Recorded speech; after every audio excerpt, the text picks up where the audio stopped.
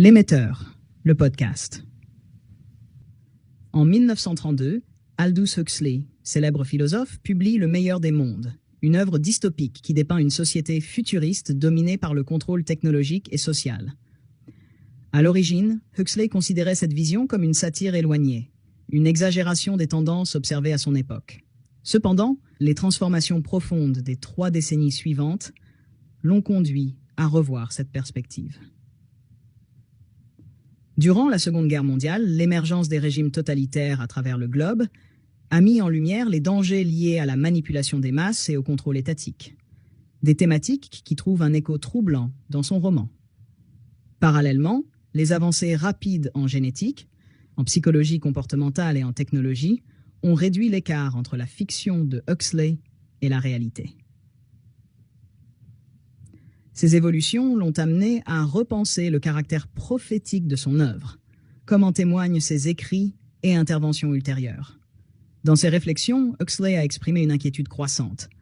Ce qu'il avait initialement conçu comme une critique distante semblait désormais se profiler comme une menace tangible. Lors d'un discours en 1971, il a mis en garde contre un avenir où une technique pharmacologique permettra dans 1 ou 2 générations de rendre les individus heureux dans leur servitude, créant une dictature sans recours à la force. Cela aboutira à des sociétés entières transformées en camps de concentration invisibles, où les individus, bien que privés de liberté, éprouveront une satisfaction telle qu'ils ne penseront plus à se rebeller. Au début du XXe siècle, les systèmes de contrôle social reposaient principalement sur la coercition.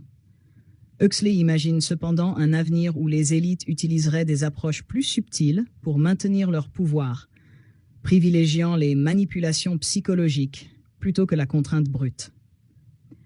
Dans cette vision, les classes dominantes inondent la population de distractions agréables, annihilant ainsi toute contestation et étouffant la pensée critique. Huxley résume cette idée en opposant 2 dystopies célèbres. Dans 1984, le pouvoir s'exerce par la souffrance. Dans Le meilleur des mondes, il s'impose par un plaisir dégradant.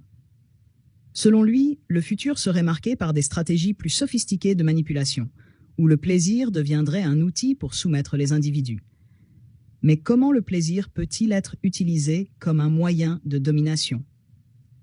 Premièrement, en offrant des gratifications instantanées. Ces distractions immédiates détournent les individus de toute quête de sens ou remise en question des structures en place. Elles agissent aussi comme des récompenses conditionnant les comportements, favorisant la recherche de plaisir au détriment de la réflexion. Enfin, le bombardement constant de stimulation réduit la capacité à analyser les informations de manière critique. Ce conditionnement, basé sur le renforcement positif, permet d'orienter les comportements tout en donnant l'illusion d'une liberté individuelle. Le conditionnement opérant, méthode reposant sur l'association d'actions à des conséquences positives ou négatives, illustre parfaitement ce mécanisme. Le psychologue américain B.F. Skinner est à l'origine du concept de conditionnement opérant, qu'il a élaboré principalement dans les années 1930 et 1940. Pour illustrer ce principe, il a conduit des expériences en plaçant des rats dans des environnements contrôlés. Ces recherches lui ont permis de constater qu'un renforcement positif pouvait inciter les rats à adopter de nouveaux comportements. Par exemple, il récompensait les animaux avec de la nourriture lorsqu'ils actionnaient un levier. Cette récompense renforçait l'acte, encourageant les rats à le reproduire pour obtenir davantage de nourriture. Skinner a aussi découvert que les comportements ainsi renforcés avaient une plus grande chance de persister dans le temps. À l'inverse, lorsqu'il voulait décourager un comportement, il utilisait des punitions, comme de légères décharges électriques. Toutefois, il a remarqué que cette approche était moins efficace. Une fois la punition supprimée, le comportement indésirable réapparaissait souvent. Cela s'explique par le fait que la punition n'élimine pas la motivation profonde à réaliser l'action. Les travaux de Skinner soulignent donc que le renforcement positif est une méthode bien plus puissante pour encourager des changements comportementaux durables. Contrairement à la punition, qui n'a qu'un effet temporaire, les comportements renforcés par des récompenses deviennent plus facilement des habitudes profondément ancrées. Dans Le meilleur des mondes et d'autres écrits, Aldous Huxley explore l'idée d'une élite dominante, exploitant les avancées en psychologie et en biologie pour modeler la société selon ses propres intérêts. Il imagine une élite qui, dès la naissance, conditionnerait les individus pour leur inculquer des comportements et des mentalités prédéterminés. Ce conditionnement viserait à rendre les individus dociles et conformes aux normes imposées par cette oligarchie. Cela passerait notamment par une stratégie consistant à privilégier la gratification immédiate et les plaisirs superficiels, détournant ainsi les individus de toute réflexion critique.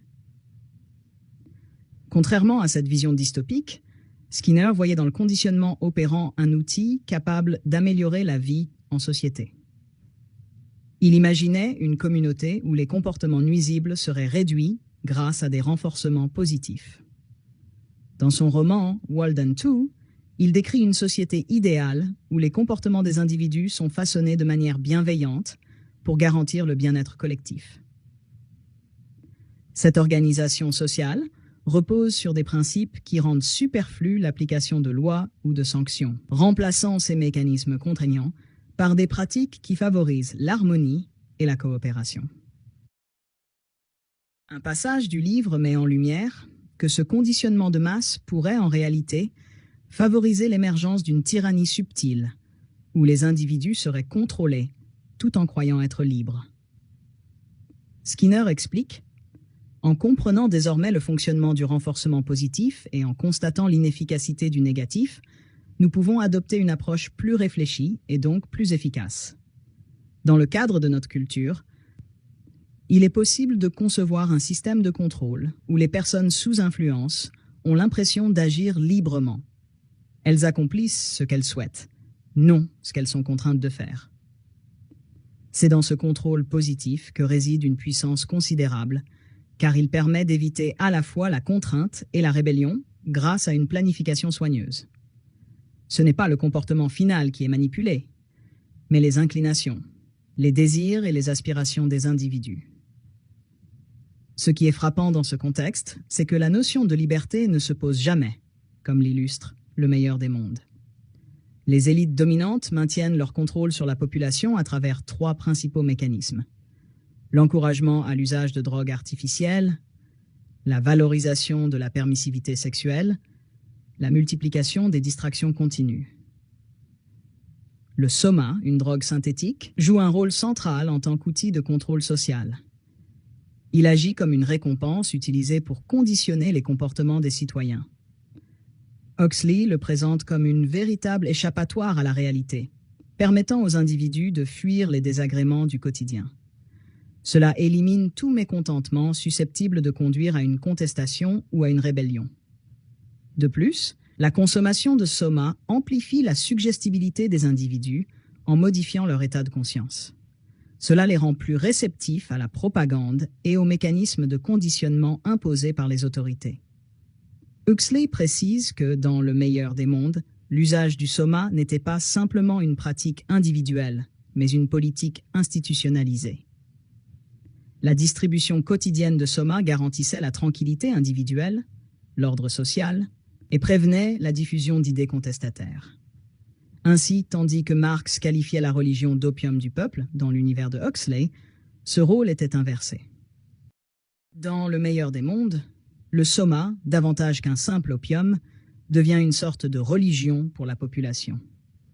La promotion de la promiscuité sexuelle par l'État est un outil stratégique visant à garantir que chaque individu accepte sa condition de servitude tout en y trouvant du plaisir. Le slogan « Chacun appartient à tout le monde » est inculqué dès l'enfance à travers un conditionnement intensif et des techniques comme l'hypnopédie, où des messages sont répétés durant le sommeil. Les enfants, élevés dans des centres spécialisés plutôt qu'au sein de familles, sont soumis à ces méthodes pour assimiler les valeurs imposées par la société. Les structures traditionnelles, telles que la famille ou la monogamie, ont été abolies, et tout lien affectif profond est perçu comme une déviance. Les citoyens sont encouragés à répondre sans restriction à leurs désirs sexuels, ce qui crée une culture axée sur la satisfaction immédiate et constante.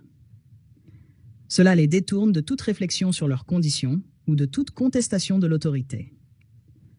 Le divertissement est un autre levier de contrôle, soigneusement orchestré par l'État.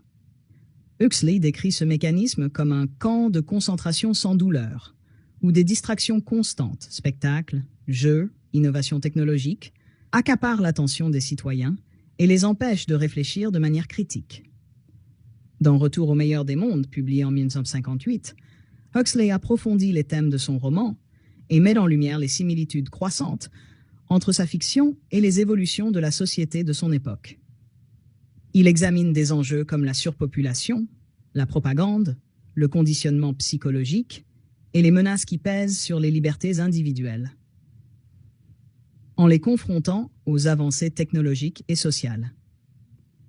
Huxley se penche également sur le rôle que pourraient jouer les industries pharmaceutiques et les élites dirigeantes dans l'incitation des individus à consommer volontairement des substances modifiant leurs pensées et comportements. Pour lui, il n'est pas nécessaire de contraindre les gens si ces substances sont rendues suffisamment attractives et accessibles. Ainsi, les citoyens, séduits par ces produits, contribueraient inconsciemment à leur propre contrôle en les consommant pour trouver une forme de tranquillité. Aujourd'hui, les parallèles avec notre réalité sont frappants. Pour Huxley, une société axée sur le plaisir instantané et le confort matériel, au détriment des responsabilités et de la réflexion, court le risque de perdre progressivement ses libertés fondamentales. Il affirme que, contre un peu de confort et de plaisir, de nombreuses personnes seraient prêtes à renoncer à leur liberté.